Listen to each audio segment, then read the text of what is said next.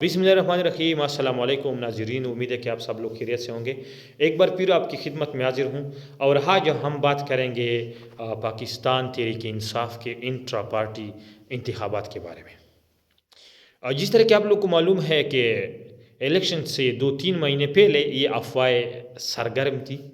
ये गर्दिश कर रही थी कि पाकिस्तान तहरीक इंसाफ को किसी भी सूरत इलेक्शन लड़ने नहीं दिया जाएगा, और यहाँ तक भी ये सोच रहे थे कि पाकिस्तान तहरीक इंसाफ को बैन किया जाएगा और उसको एक दहशतगर्द तंजीम जो है वो करार दिया जाएगा। और साथ में जो जीआई का सरबराह है मौलाना फजल रहमान, वो भी इस बात पर तुला हुआ था कि पाकिस्तान तहरीक इंसाफ को दहशतगर्द जमात तस्वुर किया जाए, क्योंकि उसको पता था कि अगर पाकिस्तान तहरीक इंसाफ को दहशतगर्द जमात तस्वुर न किया गया तो फिर KPK में मेरा हुकूमत नहीं आएगा।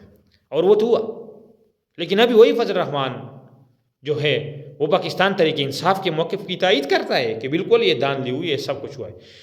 अगर कोई बंदा आपके साथ खड़ा नहीं होता, आपको मैंडेट नहीं देता, तो आपको क्या हक है? ये तो बेशर्मी है, ये तो कुलम कुल्ला जो है दहशतगर्दी है। व्हाट इज़ दहशतगर्दी? दहशतगर्दी होती क्या है? दहशतगर्दी ये होती है कि जब कोई बंदा आइन को अपने हाथ में लेता है और लोगों को डराने और घबराने की कोशिश करता है, तो इसको हम दहशतगर्दी कहते हैं। दहशत मीन खौफ। तो वो सब कुछ जो है आइन को पामाल करने की कोशिश करते थे। मौलाना फजल रहमान ने उसको कहा कि आप उसको जो है एक गैर जमहूरी पार्टी और एक दहशतगर्द पार्टी कंसीडर कर ले, ताकि वो इंतखाबात के दौड़ से बाहर निकले। लेकिन इंटरनेशनल कम्युनिटी का प्रेशर था, वो तो उन्होंने नहीं किया। उनको तो पाकिस्तान तहरीक इंसाफ को तो दहशतगर्द जमात जो है वो कंसिडर नहीं किया गया, और ये प्री प्लान था। ये वो 25 मई और जिसके बाद जो वज़ीराबाद में इमरान खान पे अटैक हुआ था, उस टाइम से उन लोगों का ये ख्याल था कि हम आवाम को इश्तिहाल दिखाएंगे। फिर जब इश्तिहाल दिखाएंगे तो इन लोगों को, तो फिर ये इश्तिहाल में सब कुछ करेंगे, फिर हम इसके पार्टी को जो है दहशतगर्द जमात कंसीडर कर लेंगे। लेकिन उसके बाद इन लोगों को कानूनी पेचीदगियों का पता चला, तो बाद में इस बात को तो उन्होंने छोड़ दिया। लेकिन पाकिस्तान तहरीक इंसाफ के मुख्तलिफ लोगों को डरा धमका कर पार्टी छोड़ने पर मजबूर कर दिया, और बड़े बड़े नामी गिरामी लोग, जिसमें उस्मान डार, आमिर कियानी, जमशेद चीमा, ये जो फैसल वावड़ा या फैलवेज खटक है, या ये जो अली खान है, ये तो ऑलरेडी इसका तो कोई ना पास्ट था सियासी और ना कोई फ्यूचर है, और ये तो लोटे है। ये तो इधर उधर जो है अपने वज़न कभी इसके पलड़े में डालते हैं, कभी दूसरे के पलड़े में। लेकिन जहांगीर तरीन जो आपके पास उस्मान डार है, आमिर कियानी है, और जो और भी कराची वाले लोग हैं, इमरान इस्माइल वगैरह, उन्होंने पार्टी छोड़ दी। क्यों छोड़ दी? हर किसी को पता है। पार्टी को ख़त्म करने का प्लान 22 फरवरी से 2022 से शुरू हुआ था। क्यों? अंकल साम को मंजूर नहीं था पाकिस्तान तहरीक इंसाफ किसी भी सूरत। क्यों? इमरान खान रशी के पास गया था। क्यों गया था? अवाम के लिए। जाए अवाम बाढ़, खुश रखो अंकल साम को, क्योंकि मेरी तो कामयाबी अंकल साम की खुशी में है। मेरी कामयाबी को तो पाकिस्तान की अवाम की खुशहाली तरक्की में नहीं है। तो ये सब कुछ हुआ, प्री प्लान हुआ। अभी इलेक्शन कमीशन ने भरपूर कोशिश की कि किसी भी तरीके से हम पाकिस्तान तहरीक इंसाफ को जो है डिग्रेड करें। नहीं हुआ। लोगों को पार्टी छोड़ने पर मजबूर किया। उनका ख्याल था कि ये लोग जब पार्टी से निकल जाएंगे तो पाकिस्तान तहरीक इंसाफ ख़त्म हो जाएगी। इमरान खान ने नए चेहरों को ले आए, और इसमें सलाम पेश करता हूँ शरफ अफजल मरवत को, जिसने पार्टी को एक ऐसी मुनज़्ज़म तरीके के साथ दोबारा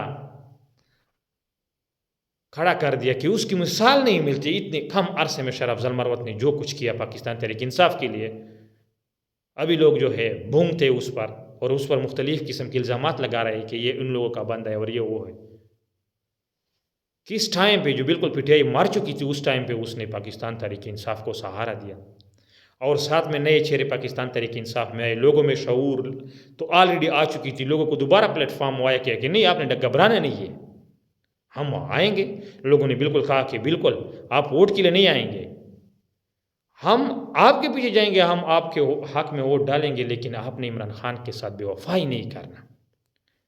इलेक्शन तो हुआ, इलेक्शन अभी तक नहीं हुआ था, लोग खड़े हो गए पाकिस्तान तहरीक इंसाफ के साथ। इन लोगों को पता चला कि ये तो जो इलेक्टेबल थे उनको तो हमने निकाल दिया, लेकिन उसके साथ तो पार्टी को कुछ नहीं हुआ।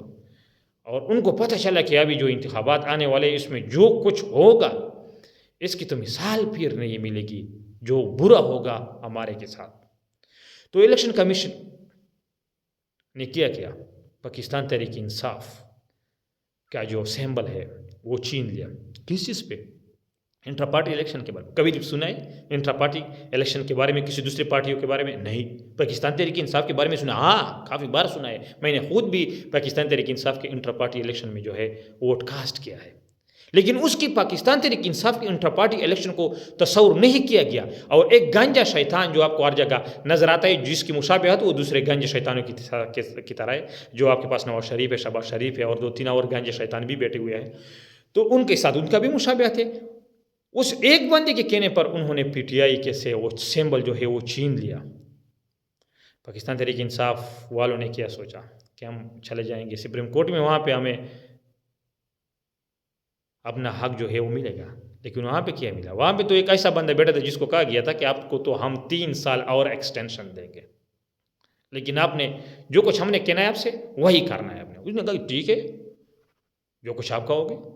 उसने भी कहा कि ये बिल्कुल गलत हुआ है और उसने भी सिंबल पाकिस्तान तहरीक इंसाफ का छीन लिया। अभी क्या हो इसके बाद? इसके बाद ये हो कि पाकिस्तान तहरीक इंसाफ वालों ने तो बिन गन, मर्च, चारपाई, कुचियर, ये सब चीज़ों से इंतहाई बुरे तरीके से उनको शिकस्त दी और 180 और 190 तक सीट जो है पाकिस्तान तहरीक इंसाफ वालों ने फॉर्म 45 के मुताबिक जीत ली। इसके बाद क्या हुआ? इसके बाद ये हुआ कि इलेक्शन कमीशन ने उसके सारे रिजल्ट जो है वो रुकवा दिए और फिर 9 फरवरी को, वो अभी जो असम्बली में लोग आते हैं ना, वो तो उससे पूछते हैं कि आपने 9 फरवरी वाले हो या 8 फरवरी को। तो 9 फरवरी के दिन जो लोग पास हुए थे, आप सब लोगों को पता है, उन्होंने हुकूमत बना दिया, सब कुछ किया। तकरीबन आपकी असम्बली में 50 से 40% तक लोग जो बैठे हुए हैं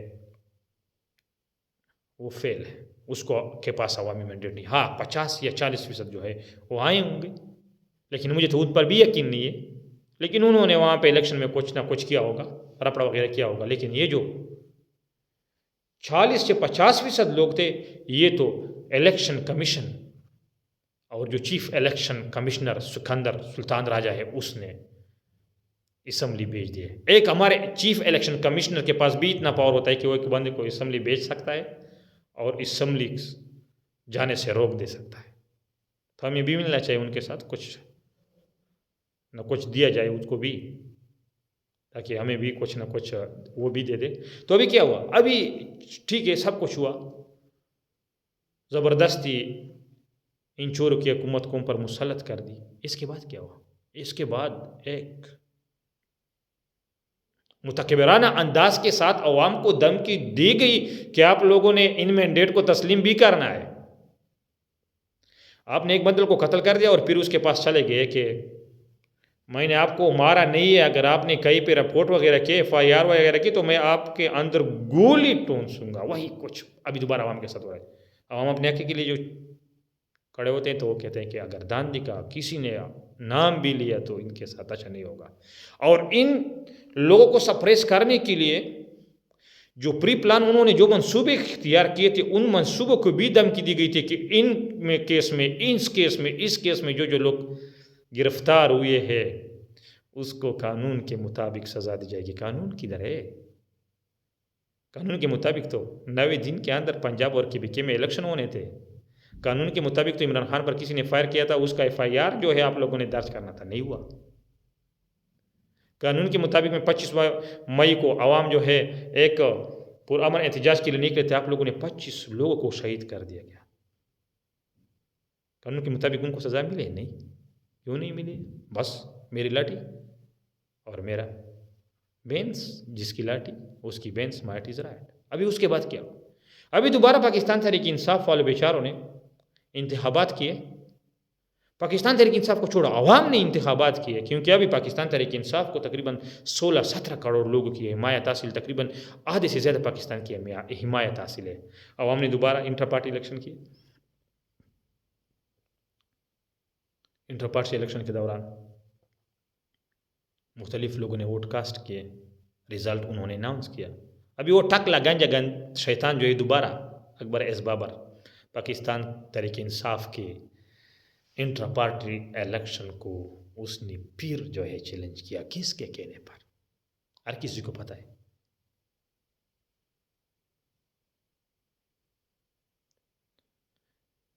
तो शॉर्टकट हम ये कहते हैं कि चलो ठीक है, सब कुछ आप लोगों ने किया, आइंदा क्या करोगे? चलो किया इमरान खान के साथ, चलो इमरान खान 10 साल तक, इमरान खान 20 साल तक इमरान खान को नाअहल कर दिया, कोई और नहीं आएगा। इस तरह एक बंदा जिस तरह शेर अफजल खड़ा हुआ है, या जिस तरह आपके पास मुराद सईद है, जिस तरह अली अमीन गंडपुर है, इस किस्म के लोग तो होते हैं इमरान खान की तरह लोग। सारे तो बेगैरत नहीं होते पाकिस्तान में, इतने काफ़ी लोग इसमें तो ऐसे लोग सारे तो परवेज़ खटक की तरह, आलिम खान की तरह, अवन चौधरी की तरह बेगैरत नहीं होते। इन लोगों में से परवेज़ इलाही की तरह लोग भी होते हैं, इन लोगों में से अली अमीन गंडपुर की तरह लोग होते हैं, इन लोगों में से मुराद सईद की तरह भी लोग होते हैं, इन लोगों में से शेर अफजल मारूद की तरह लोग भी होते हैं। तो किस हद तक आप लोग ये कर सकोगे? 5 साल के लिए इमरान खान को दोबारा नाल किया, 10 साल के बाद दोबारा नाल किया, इसके बाद नाल किया, लेकिन बाद में क्या होगा? खा लिया। तो अभी सबको चाहिए कि वो सोच समझ कर फैसले करें, पाकिस्तान पर रहम करें। वस्सलाम। पाकिस्तान जिंदाबाद, इस्लाम पाइंदाबाद।